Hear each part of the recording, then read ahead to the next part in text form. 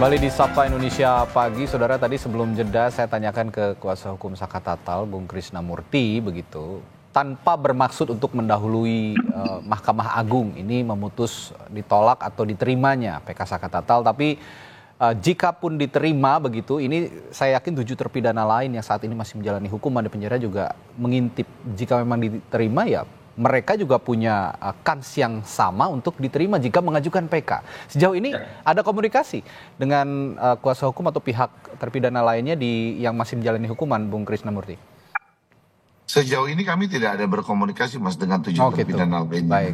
Ya, cuman apakah mereka masih boleh PK atau tidak? Karena kan kami dengar bahwa mereka sudah mengajukan gerasi. Mungkin bisa minta pencerahan dari Prof. Ibnu seperti apa gitu. Oke, tidak ada komunikasi, tapi ini juga sepertinya akan jadi celah begitu bagi para terpidana lain bisa berupaya juga untuk mengajukan PK. Bukan begitu ya, Prof. Ibnu? Iya, jadi 7 terpidana masih punya kesempatan, Mas, kita. Karena PK itu bukan upaya hukum, gerasi bukan upaya hukum. Gerasi itu sebagai bentuk ampunan, ampunan kepada raja. Jadi kalau toh diputus gerasi itu sebagai mengurangkan hukuman ataupun membebaskan. Tapi membebaskan secara fisik, bukan membebaskan sifat melawan hukumnya. Ini yang harus dipahami. Jadi kalau gerasi loh ya, bebas, tapi terhadap sifat melawan hukum masih melekat. Tapi kalau PK bebas berarti sifat melawan hukumnya sudah dihilangkan. Oke. Ini yang sama-sama dinanti, apakah mereka juga mengajukan kalau memang ada gerasi tapi sifat melawan hukumnya tidak hilang, tapi kalau mengajukan PK begitu sifat melawan hukumnya akan hilang. Nah, akan diajukan atau tidak tergantung, memang saya melihatnya dari sidang PK-nya Saka Tatal kalau saya melihatnya. Hal lain, Prof. Ibnu, kita flashback ke sidang tahun 2017. Yang saat ini juga akhirnya banyak dipertentangkan dalam sidang PK-nya Saka Tatal. Saya melihat kalau dari rentetan fakta begitu yang diungkap di sidang PK begitu ya, belum lagi dalam keterangan-keterangan yang muncul pada sidang pra-peradilan Peggy Setiawan, ini ada kesalahan prosedur dalam penyidikan, ada juga kesalahan sepertinya miss dalam penuntutan jaksa pada saat sidang 2017 dan salah memutuskan pada saat pengadilan negeri tahun 2017 memutuskan 8 terpidana. Ada salah sidik, salah tuntut, salah putus, begitulah kalau bisa dibahasakan kira-kira. Kira-kira kalau begini dan ditambah nanti PK Saka Tatal misalnya dikabulkan, akankah ada semacam sanksi begitu atau teguran yang diberikan kepada mereka-mereka yang salah sidik, salah tuntut dan salah putus ini, Prof? Ya. Gini Mas Radi, kita juga harus objektif ya, memotret 2016 dengan memotret 2024 suatu yang berbeda. 2024 kan kita kaji secara optimal, kan gitu kan. 2016 sudah 8 tahun. Kemungkinan yang terjadi tidak berdasarkan saintifik itu bisa dimaklumi. Dalam artinya memang mungkin sudah jadi. Tapi ketika potret yang sekarang kita harus lengkap, saintifik ABCD harus lengkap. Ini harus kita maklumi. Tapi peristiwa ada. Pertanyaannya apakah peristiwa hukum atau bukan? Karena sudah ada korban meninggal. Oke, sekarang yang kedua, terkait dengan proses. Kalau memang sejak awal ada suatu keliruan, ini kan memang pertanyaannya saksi-saksi yang lain kemarin yang disampaikan itu berontak semua kan. Berontaknya satu, karena situasi dalam keadaan si penyidik juga seperti itu. Dalam konteks hukum, kesesatan dari penyidik, penuntut umum, peradilan, itu kalau memang nanti terjadi, ini suatu yang luar biasa. Penyidik berarti tidak profesional. Kan itu pendekatan konsep dalam istilah hukum itu bukan lagi pendekatan akusatur, tapi sejak 8/2006 aku inquisitur sebagai objek. Kamu harus ngaku, dipaksa dan sebagainya. Kemudian juga di penuntut umum. Apakah pada waktu itu penuntut umum tidak ada suatu koordinasi yang matang? Karena yang bertanggung jawab adalah penuntut umum. Gitu. Yang terakhir hakim. Ada 2 dimensi, Mas, saya melihatnya. Kalau pengadilan Cirebon ketika 2016 itu memutus dengan situasi yang keadaan gamang, wah itu sangat terlalu, seumur hidup loh ya. Putusan seumur hidup itu suatu yang luar biasa karena menyangkut nasib orang. Tapi kalau dia melihat sebagai bentuk yang serius ketika ada suatu pembunuhan, bisa membuktikan, ada bukti, ada saksi, kemudian kualitas lukanya, karena kualitas luka itu sebetulnya yang menentukan berat ringannya. Kalau memang lukanya ringan, itu agak ringan. Tapi kalau lukanya berat, misalkan patah berapa, itu berat. Lah, disinilah dimensi yang kita orang nggak tahu. Apakah karena carut marutnya itu, ataukah karena hakim juga melihat dimensi korban yang begitu seperti yang sangat tidak manusiawi, sehingga sampai diputus seumur hidup. Lah, dalam konteks itu, apakah ada sanksi? Ya tergantung. Polda bagaimana penyidik ketika itu, jaksa juga menyidik pasal itu, kan ada lembaga sendiri. Polda ada Irwasum, jaksa ada pengawasan, hakim juga ada Mahkamah Agung. Nah, inilah saya kira juga masing-masing lembaga itu sebagai sinergis harus mengkontrol, baik dari kejaksaan, baik dari Mahkamah Agung, dari kepolisian terhadap kasus ini. Apakah betul separah ini? Apakah memang tidak? Ini saya kira sebagai evaluasi objektif dari penegak hukum, dari penyidik sampai pada Mahkamah Agung. Nah, satu hal lagi, ketika ini sudah putus di tahun 2017, ada rentang waktu yang cukup panjang hingga tahun 2024, katakanlah 7 tahun begitu. Sebelum munculnya film ya yang sempat meramaikan kasus ini juga, kasus Vina begitu. Nah, dalam rentang 7 tahun saya sempat berbincang juga dengan mantan Kapolda Jawa Barat, Irjen Polisi Purnawirawan Anton Carlian, yang pada saat itu dalam peralihan masa jabatan Kapolda Jawa Barat dari yang sebelumnya, dan mengatakan bahwa sebelum Kapolda sebelum dirinya ini tidak menganggap kasus ini sebagai prioritas karena sudah dianggap putus, tidak ada apa-apa, normal-normal saja. Tapi di satu sisi ada 8 terpidana yang dihukum, termasuk Saka Tatal. Nah, pertanyaan saya kepada Prof. Hipnu, kenapa dalam rentang waktu yang cukup panjang itu mereka tidak ada yang berani bicara? Apakah Anda melihat juga ada intimidasi atau semacam ancaman begitu, Prof. Hipnu?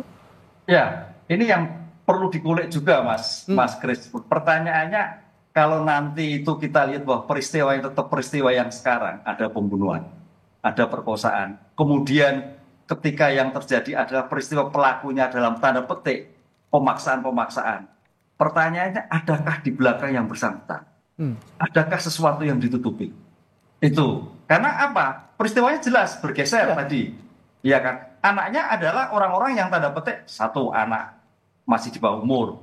Kemudian juga dalam petik orang-orang yang tidak memerlukan punya peran. Tapi pertanyaannya, kenapa hakim berani menjatuhkan seumur hidup, Mas? Ini sesuatu yang sangat kontradiktif. Kalau ragu-ragu ketika itu, hakim kan nggak menjatuhkan seumur hidup. Dan tidak ada resistensi yang begitu kuat begitu, Prof, kira-kira pada saat itu. Ketika ada putus kan biasanya tidak sesuai dengan fakta, sesungguhnya ada resistensi yang luar biasa. Baik dari pihak keluarga ataupun terpidana begitu. Tapi sepertinya landai-landai saja begitu pada saat itu. Ini bagaimana Anda melihat fenomena ini? Ya, artinya ketika itu fenomena itu penuntut umum dalam arti penyidik tidak sungguh-sungguh melihat situ korban. Melihat sungguh-sungguh. Karena sesuatu yang mengalir saja. Demikian juga mungkin ketika itu kita mohon maaf, penasihat hukum yang ketika itu sebagai kontrol, menyeimbangkan oleh penuntut umum, oleh hakim, agak begitu diabaikan. Ini Mas Krisnalian tuh begitu. Mungkin itu yang terjadi. Kan kontrol itu jelas. Pertanyaan sekarang sejauh mana optimalisasi ketika itu dalam rangka mencari kebenaran material. Apakah diabaikan, apakah dia seperti itu aja. Inilah yang harus dilakukan. Makanya kita berpikir dalam kasih Mas Krisnalian. Keadilan itu tidak akan diberikan, tapi harus diperjuangkan. Nah, perjuangan sampai. Mas Krisna, Bung Krisna, kalau gitu saya juga tanya nih, Saka Tatal kan sempat menjalani hukuman dan cukup lama begitu berada di dalam jeruji besi. Tidak adakah komunikasi dengan pihak luar bahwa saya ini tidak bersalah? Ini rentang waktunya cukup panjang loh. Kenapa baru sekarang begitu loh? Saya pertanyaan publik juga, kenapa baru sekarang mereka ini berbicara? Apakah mereka diancam atau mereka tidak punya pengetahuan hukum yang cukup untuk melawan begitu kira-kira, Mas Krisna? Kalau melihat peristiwa 2016 saya bertanya kepada pengacara yang lama, lalu apa sih yang sudah dilakukan? Mereka semua sudah juga melakukan hal-hal yang mereka tempuh kan untuk memaksimalkan pembelaannya, tapi semua juga diabaikan, Mas. Tidak ada yang diakomodir satupun. Jadi peristiwa ini kan bahwa pertama kita lihatnya urgensinya apa? Penyidik ini sudah mempersiapkan disumpahnya Dede dengan air, kan bahwa sudah dipersiapkan untuk tidak datang di pengadilan.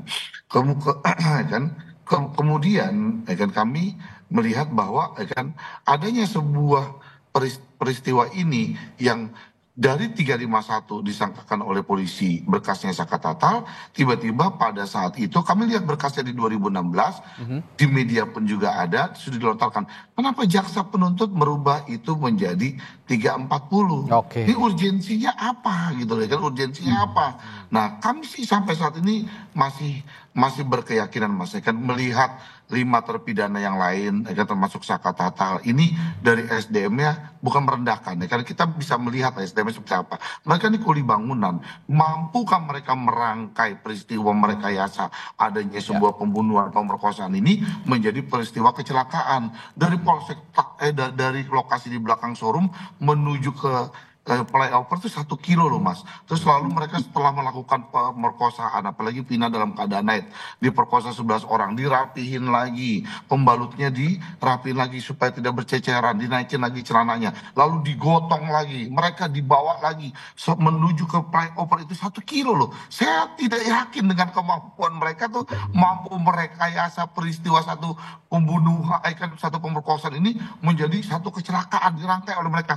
Saya nggak yakin Mas dengan melihat SDM mereka, bukan merendahkan gitu. Oke.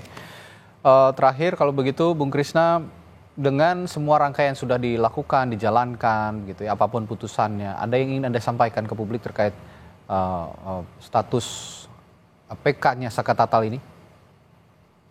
Upaya hukumnya sudah kita jalankan, artinya bahwa untuk merehabilitasi nama baiknya Saka melalui jalan satu-satunya adalah peninjauan kembali. Jadi apapun opini yang di luar menganggap bahwa ini perubahan dari pembunuhan pemerkosaan bergeser menjadi kecelakaan, silakan mereka berpendapat. Lalu lawyer-lawyer yang di luar yang mendampingi keluarga ini, mereka punya perspektif pandangan hukum yang lain, silakan. Tapi mereka kan juga sudah diwakilkan oleh jaksa penuntut. Jadi harapan kami kalau ada peristiwa kekhilapan hakim ini, yang hanya bisa menganulir adalah Mahkamah Agung. Dan kami berharap itu semua dapat dianulir judek fakti, judek juris, dan sebagian judek fakti pun ketika 2016 itu peristiwanya dapat dianulir nanti di Mahkamah Agung. Baik Mas, gitu aja. Dan yang terpenting Saka Tatal jika memang nanti dikabulkan bisa menjalankan hidupnya dengan normal kembali tanpa ada stigma-stigma negatif, menjalankan aktivitas, bekerja dan sebagainya dengan nyaman begitu ya kira-kira. Iya, betul. Baik. Terakhir Prof Hipnu, biasanya Prof kalau sidang PK begini setelah sidang selesai di pengadilan begitu dibawa ke MA berapa lama putusnya Prof biasanya? Ya, kalau menurut ketentuan 30 hari harus 30 hari ya. 30 hari. Makanya di sini hari ini berarti 30 hari ke depan. Mudah-mudahan gini Mas Krisna, kalau memang bukti materialnya kurang, bukti sekundernya, hakim melihat pada keyakinannya, asas kebatinannya, asas pemikirannya, betulkah peristiwa itu? Itu yang saya tunggu. Kalau kita berdasar pada bukti formal, bukti material ketika itu agak sulit. Tapi dari bukti informasi itu dimungkinkan, itu nggak ketemu. Tapi disinilah di Indonesia itu kan asasnya kan negatif. Keyakinan hakim itu mudah-mudahan terketuk, oh betul, bukan Saka Tatal itu tidak terlibat. Itu kunci dulu, bukan peristiwanya, Saka Tatalnya tidak terlibat. Itu yang menarik. Kalau peristiwanya nanti terhadap 7 terdakwa yang lain. Tapi sebagai nilai tersendiri, artinya sebagai poin Pak Krisna untuk kedepannya seandainya 7 orang itu mengajukan suatu PK peninjauan kembali. Oke, jadi kuncinya kalau menurut Prof Hipnu, kendati saat ini bukti material minim begitu ya, tapi ada faktor keyakinan hakim, kebatinan hakim yang bisa memicu dikabulkannya PK Saka Tatal di Mahkamah Agung. Begitu ya kira-kira Prof Hipnu ya. Betul.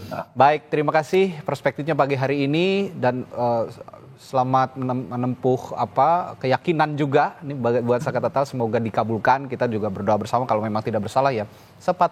Sepatutnya sudah Saka Tatal ini PK-nya dikabulkan.